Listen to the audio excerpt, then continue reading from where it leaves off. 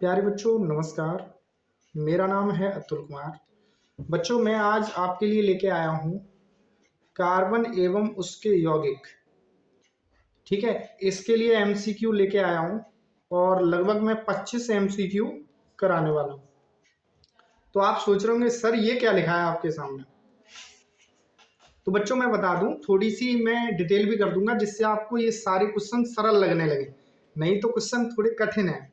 चलिए, तो बच्चों मैं वीडियो को स्टार्ट कर रहा हूं। अगर आप पहली बार चैनल पे आए हो तो चैनल को सब्सक्राइब और वीडियो को लाइक जरूर करें। तो सबसे पहले एक टॉपिक होता है केमिस्ट्री में कार्बन और उसके यौगिक में हाइड्रोकार्बन। तो आज जान लीजिए हाइड्रोकार्बन क्या होते हैं। बेटा हाइड्रोकार्बन का मतलब है जब कार्बन के साथ हाइड्रोजन जुड़ता है, जब कार्बन के साथ हाइड्रोजन जुड़ता है और एक नया यौगिक बनता है। क्या बनता है? यौगिक। तो इसे ही हम कहते हैं हाइड्रोकार्बन। अब आप कहेंगे सर ये कितने प्रकार के होते हैं? तो बेटा ये दो प्रकार के होते हैं, एक होता है संतृप्त और एक होता है असंतृप्त। तो सर जी इन दोनों में क्या अंतर है? इन दोनों में अंतर यह है, जब कार्बन हाइड्रोकार्बन में कोई भी सूत्र लिखा है, मान लो ये लिखा है C2H6, तो इसकी जब संरचना बनाओगे आप तो बेटा ये एथेन होता है, मैं आपको भी बता दे रहा हूं। तो इसकी संरचना बनाओगे तो क्या बनेगी? C और H। बेटा कितनी जगह जुड़ेगा H? आप ये बताओ। तो यहां पर H जुड़ेगा आपका 6 जगह पे। H कितने थे? 6। और कार्बन कितने थे? 2। तो जब कार्बन कार्बन के मध्य में सिंगल बॉन्ड होगा तो वहां होगा संतृप्त, और कार्बन कार्बन के मध्य बेटा अगर डबल बॉन्ड होगा तो वहां होगा असंतृप्त, और 3 बॉन्ड भी होंगे तब भी होगा असंतृप्त। अब सर और बता दो, जब सिंगल बॉन्ड होता है तो बेटा ये कहलाता है एल्केन, और एल्केन का एक फार्मूला भी होता है, ये देखो आपके सामने लिख दिया, ये रहा। सर जी हम याद कैसे करेंगे? उसकी भी ट्रिक है मेरे पास। एल्कीन और एल्काइन ये असंतृप्त हाइड्रोकार्बन के अंतर्गत आते हैं, इनके फार्मूले ये लिखे हैं। सर जी ये याद करा दो, मुझे कभी जिंदगी में याद नहीं हुए। देखो मैं एक ट्रिक बता रहा हूं, गाना लगेगा आपको लेकिन सुन लो। कह दो ना +2, कह दो ना +2, फिर कह दो ना, फिर कह दो ना -2। अब इधर देखो, का से बना C, हा से बना H, दो से बना 2, दो का मतलब 2 और ना का मतलब N, तो CnH2n +2, ये बेटा होता है आपका पहला एल्केन। ये देखो लिखा कह दो ना +2। दूसरा होता है आपका एल्कीन, कह दो ना, केवल इतना। तीसरा होता है कह दो ना -2। का से बना C, हा से बना H, दो से बना 2, ना से बना N, तो N यहां अपने मन से लगा लेते हैं। ठीक, कह दो ना -2 तो -2। तो अब देखना यहां पर तुम कुछ भी रखोगे असंतृप्त ही निकलेगा। इन फार्मूलों में रखोगे तो असंतृप्त निकलेगा और इनमें रखोगे तो संतृप्त निकलेगा। आप बना बना के देख सकते हो। चलिए मैं आपके सामने एक बना दे रहा हूं, फिर वीडियो को मैं आगे बढ़ाता हूं। बस यहां पर देखो बेटा, यहां पर मान लो C की जगह मैंने रख दिया 2। क्या रख दिया? 2।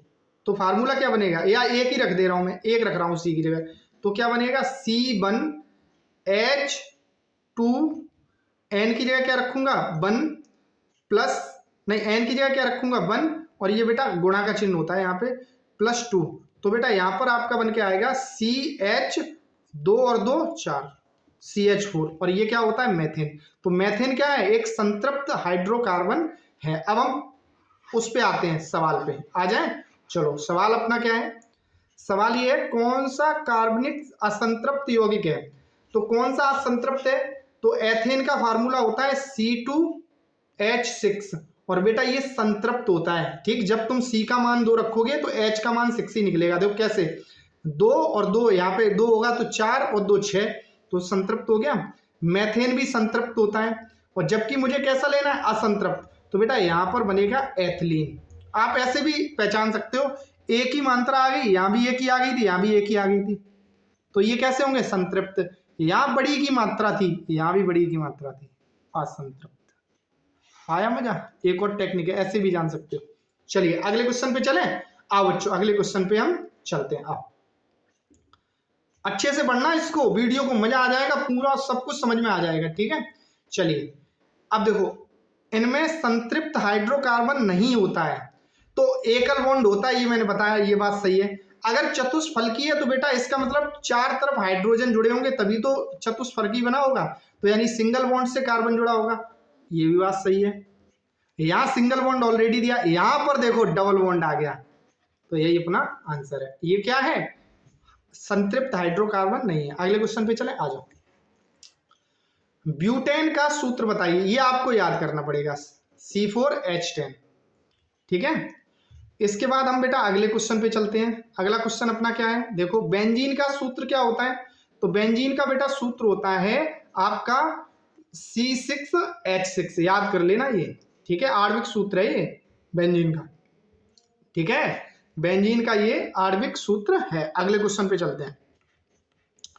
मैथेन, मैथेन बेटा क्या है आपका, CH4, तो बेटा इसमें चारों तरफ हाइड्रोजन जुड़ा होगा, तो बेटा कितने बॉन्ड बने होंगे इसमें, मतलब कितने बंद होंगे, 4। अगले क्वेश्चन पे चलते हैं, आओ। अगला क्वेश्चन क्या है, एसिटिक अम्ल में बेटा, एसिटिक अम्ल में कितने प्रतिशत विलयन को सिरका कहा जाता है, एसिटिक अम्ल के कितने % विलयन को सिरका कहा जाता है, यानी कि जो आप छिड़का छिड़का कहते हो घर पे, वो सिरका होता है, पहले तो ये जानो।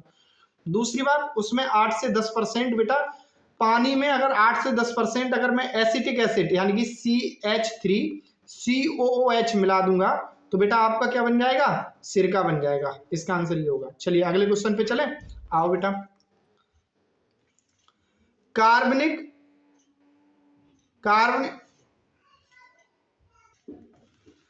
कार्बनिक यौगिकों की अधिकतम संख्या होने का कारण क्या है, तो बेटा कार्बन जो होता है परमाणु, वो आपस में जुड़ के बहुत लंबी श्रृंखला बना लेता है, यानी सी सी सी सी सी ऐसे करके श्रृंखला बना लेता है, इसीलिए हाइड्रो कार्बन इससे जुड़ते चले जाते हैं और एक नया पदार्थ बनता रहता है लगातार, इसीलिए हाइड्रो कार्बन यौगिकों की संख्या क्या होती है, अधिक हो जाती है। चलिए अगले क्वेश्चन पे चलते हैं, आप।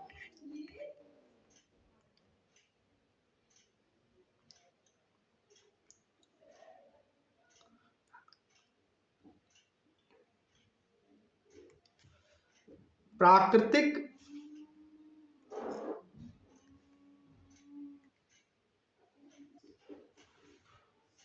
बेटा, प्राकृतिक गैस में सर्वप्रथम बनने वाला कार्बनिक यौगिक का नाम बताइए, तो ये था मेथेन, आप याद कर लीजिए इसको।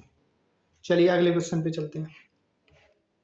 अगला क्वेश्चन क्या है, कार्बनिक यौगिकों में मुख्य स्रोत क्या है, कार्बनिक यौगिकों का मुख्य स्रोत क्या है, तो बेटा सबको पता है कार्बनिक यौगिक जो होते हैं जमीन से निकलते हैं, और जमीन से क्या निकलता है, कोर ताल भी निकलता है, और कोल तार भी निकलता है, और पेट्रोलियम भी निकलता है। अगले क्वेश्चन की ओर चलते हैं, आप।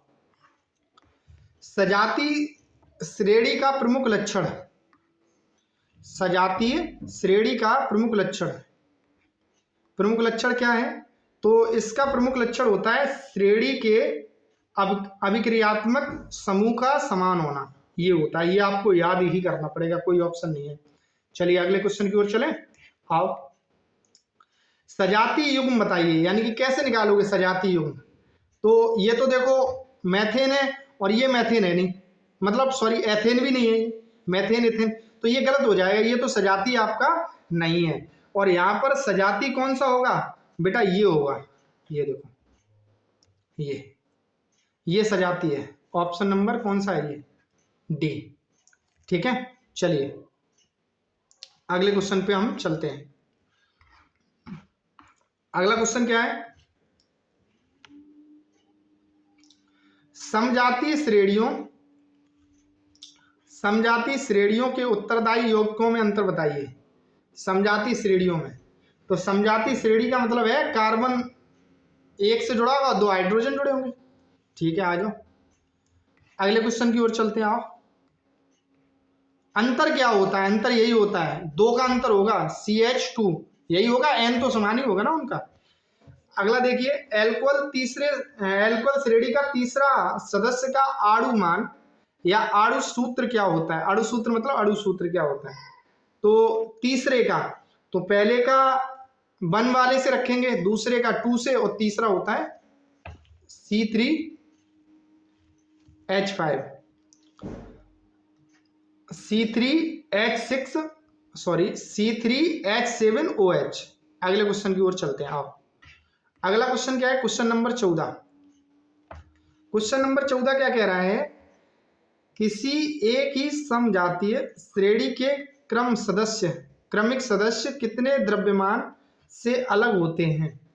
तो कितने द्रव्यमान से अलग होते हैं बेटा, कार्बन से तुलना होती है C14 से, तो 14U आएगा आंसर। चलिए अगले क्वेश्चन की ओर चलते हैं।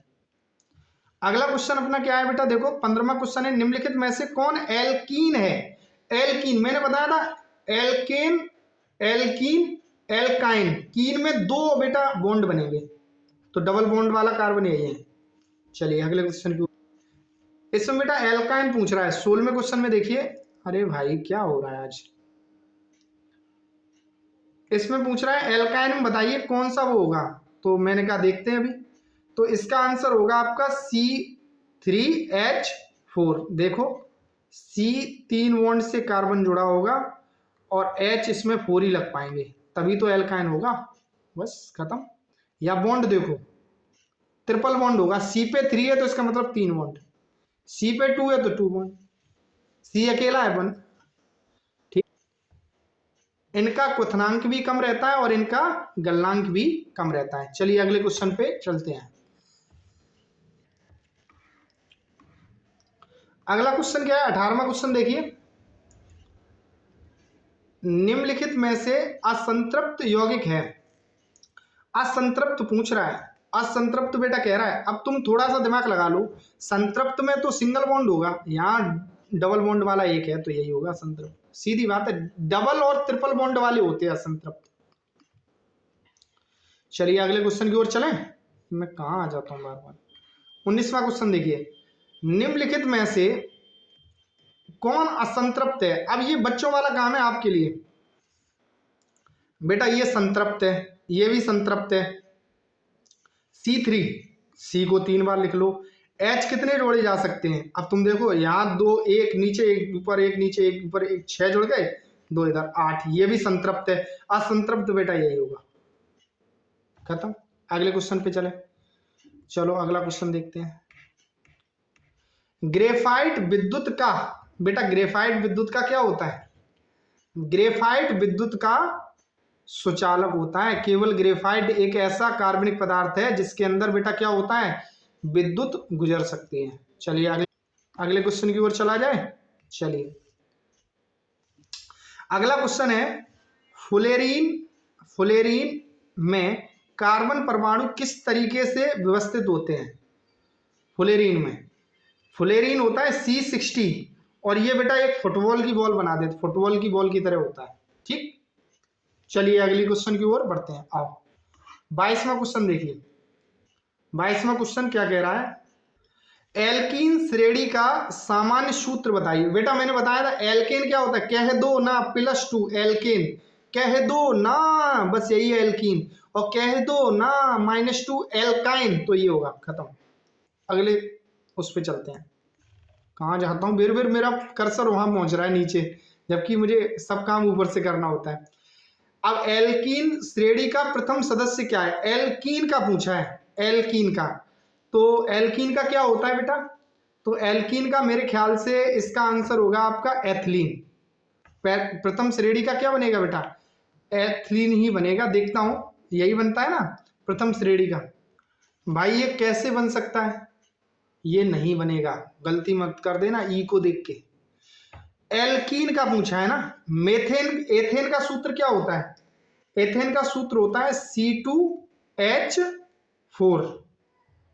ठीक, और C2H4 है तो यहां पर कार्बन कार्बन, ठीक, यहां भी हाइड्रोजन, यहां भी हाइड्रोजन जुड़ गया, मान लो यहां भी हाइड्रोजन जुड़ गया, यहां भी हाइड्रोजन, हाइड्रोजन 4 ही तो थे, यहां डबल बॉन्ड करना पड़ेगा, तभी तो कार्बन 4 बॉन्ड बना सकता है अपने साथ, और चारों भरे होने चाहिए, तो यहां पर 2-2 की शेयरिंग हो जाएगी, फिर कितने कितने की शेयरिंग हो जाएगी बेटा, 2 की। इसीलिए इसका प्रथम सदस्य यही होगा। ठीक, चलिए अगले क्वेश्चन पे चलें। कहाँ पहुंच रहा है कर्सर मेरा, बड़ा परेशान कर रहा है मुझको। एल्कीन श्रेणी का सामान्य सूत्र, ये तो बहुत सरल क्वेश्चन है, इसको अभी हम कर चुके ऊपर। एल्कीन श्रेणी का सामान्य सूत्र यही होगा। चलिए अगले क्वेश्चन की ओर चलें।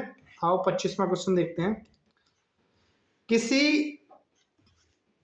एक त्रिबंध वाले हाइड्रोकार्बन का अणु सूत्र लिखिए। बेटा यही होता है त्रिबंध वाले का। खत्म सवाल। ठीक है, अगले सवाल पे चलें। चलो और करा देता हूं, 30 तक करा देता हूं आज।